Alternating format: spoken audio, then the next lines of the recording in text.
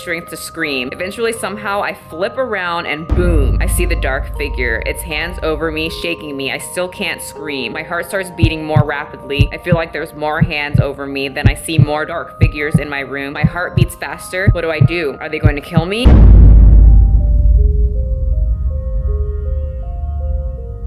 Hello and welcome to my channel. If you can't tell from the outfits, the nails, the background decorations, Yoshi's Halloween outfit, or the title, today is a spooky video. So the other day, me and my boyfriend discovered a new series on Netflix called The Haunting of Hill House. And I thought that we would probably just watch one or maybe two at max of the episodes. And guys, we watched the whole damn thing. We were up until 2 a.m. and at the end of the episode, we were just like, it's an updated version of Shirley Jackson's 1959 novel, The Haunting of Hill House. The scenes flash between past and present while the series follows 5 siblings and a father who previously lived in a famous haunted house. The 5 siblings are later reunited because of the death of the younger sister.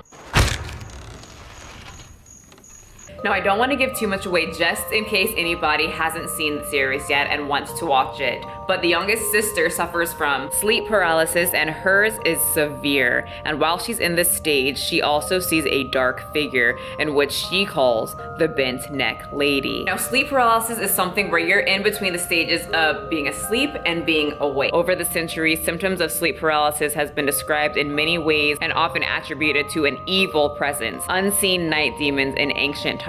Almost every culture throughout history has had stories of shadowy, evil creatures that terrify helpless humans at night. People have long sought explanations for this mysterious sleep time paralysis and the accompanying feeling of terror. And as I watched Hill House and seeing this girl during her sleep paralysis and her body jerk around and just struggle to move and have absolutely no control of what's going on, she can't even speak or make sounds from her mouth, I was freaking scared. Not because it was a scary movie, and yes, I was generally scared because it was a scary movie, but because I struggled with sleep paralysis when I was younger, and I knew when that moment came when I was still awake but still slightly dreaming and I couldn't move, speak, control my body, nothing. I knew in a short amount of time those dark figures were gonna start showing up. So I thought that I would tell you guys a few creepy instances that I still don't understand and that I still cannot explain. I still don't know if those figures were just part of my childhood crazy imagination or if those dark figures were actually there. So I saw dark figures when I was younger, around 9. It started when I lived in Virginia. When we moved there, I was so excited because I had a huge room and connected was my very own bathrooms. I didn't have to share with anyone. I could finally take my poops in peace. So one night I was having trouble sleeping. I was having dreams where you don't remember, but you wake up covered in sweat. 10 p.m., 1 p.m., 1:30 p.m. I needed to go to the bathroom. Thank goodness it was just a few steps away and I don't have to go down a long, dark, creepy hallway anymore. So I had one window in my bathroom. I was on the top floor and I always kept the blinds completely down or just slightly opened in the morning. So as I go to the bathroom, I look up at the window and I notice the blinds were completely up, pulled all the way up. But it was dark. There was of course no one there and I didn't really think much of it. I get up and I start washing my hands and I slowly look up into the mirror and I don't see a man, I don't see a woman, but I just see a dark figure just pressed against my window. I couldn't scream, I couldn't move, I couldn't fall, I couldn't run, nothing. I blinked, I turned around and looked at the window and it was gone. I went to bed and that was it. I still have no clue if I was dreaming or if that was actually reality. After that first sighting of a black figure, I started dreaming about black figures and I started having more and more of those night sweats. So at that point I started writing down all my dreams so I could start remembering them. I remember someone mentioning to me, if you write down your dreams, then you would start having control over your dreams and you'd be able to control what's going on. So I thought if I could have control over my dreams, then I would be able to at least defeat the dark figures or at least see who it was or what it was. So then I started writing down my dreams and that's when it got even more creepier. I started to having way more dark figures in my dreams, seeing more dark figures, and having way more night sweats. One night I had to go to the bathroom again. I make my way to the bathroom, I look up to the window, and the blinds are open. Again, I don't remember leaving those open. Like I said, I would never have my blinds like that. In fact, I was very adamant about keeping the blinds closed because of what I'm scared I would see out there. But they were open, and luckily there was absolutely nothing there. I make my way to the sink, I wash my hands, I look up, and once again, through the window, I see 4 dark figures just pressed up against the window.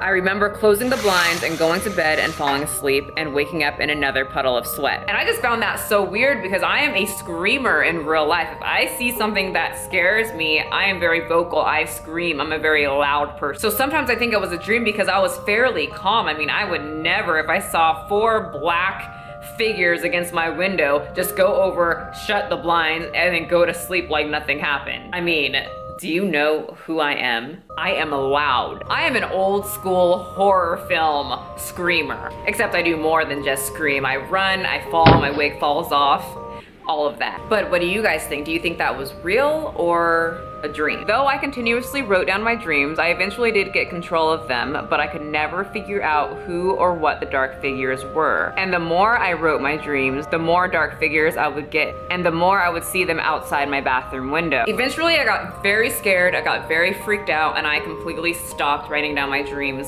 completely. And just like that, the dark figure stopped, the sleep paralysis stopped, and so did any type of waking up in a puddle of sweat. At 13, I moved to Corvallis, Oregon, and I got interested in dreams again. I went out and I bought myself a journal and started writing down my dreams again. Almost instantly, I got control of my dreams. I got to the point where I was having outer body experiences. I would be floating above my body, and I could see myself sleeping, but along with that, I started to see the dark figures again. This time I said I'm not going to stop. Maybe the dark figures are trying to tell me something that I need to know, and along with that, the sleep paralysis came on a lot stronger this time. It would always be the same thing though. I would wake up and I would be laying on my right side and I would not be able to move. I would feel the hands over me and I would try to move away. I couldn't. It would slowly start rocking me, then it would get faster and faster and then very frantic. I couldn't scream, I couldn't move, I couldn't break free. I felt like I was getting suffocated. Eventually it would just stop and I would sit up and I would look around and there would be absolutely nothing there. I would always write when this would happen, and it would happen about 2 to 3 times a week. I also brought it up to my mom and she said the same thing would happen to her when she was younger. She told me that it was evil spirit. We were a Christian family, so it makes sense that that's what she would say that it was. Now being older, I do like knowing the science of this and then come to my own conclusion, but she said at that time it was evil spirit. She told me when it happens, you just pray, and if you get control of your voice, you say, God, please, in the name of Jesus, take these evil spirits away from me. I am not kidding. Those were the exact words she told me to say. And hey, I was ready to try literally anything. So one night I wake up and I can't move. I can't talk. I can't whisper to myself. I try and move my fingers. I can't. I try to move my toes. I can't. I'm stuck on my right side in the fetal position and I know what's coming, the hand. But this time they slam down on my body and instantly start shaking me around. I try with all my strength to scream. Eventually somehow I flip around and boom, I see the dark figure. Its hands over me, shaking me. I still can't scream. My heart starts beating more rapidly. I feel like there's more hands over me. Then I see more dark figures in my room. My heart beats faster. What do? Are they going to kill me? Am I dreaming? What is this? Think of what your mom said, Michelle. I start breathing slowly. I still couldn't speak. What if I just think it?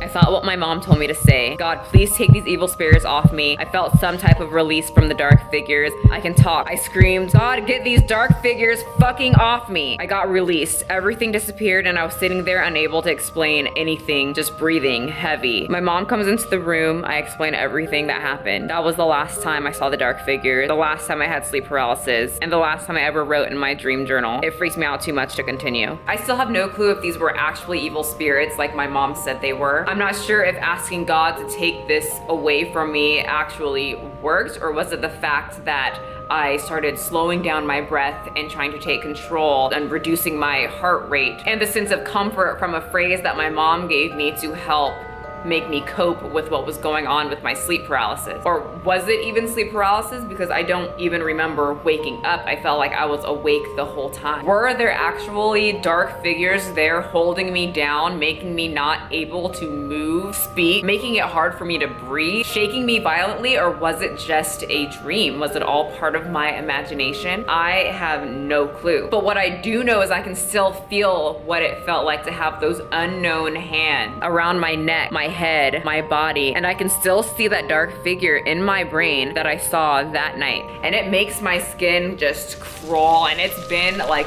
15 years. So what about you guys? Have you guys ever had anything like this happen to you? Tell me in the comments. Honestly, even just talking about it or reading things like this just makes me feel so in that Halloween spirit, because I've had so many odd things just happen. So make sure to tell me your odd things in the comment section, and I'll see you guys next video.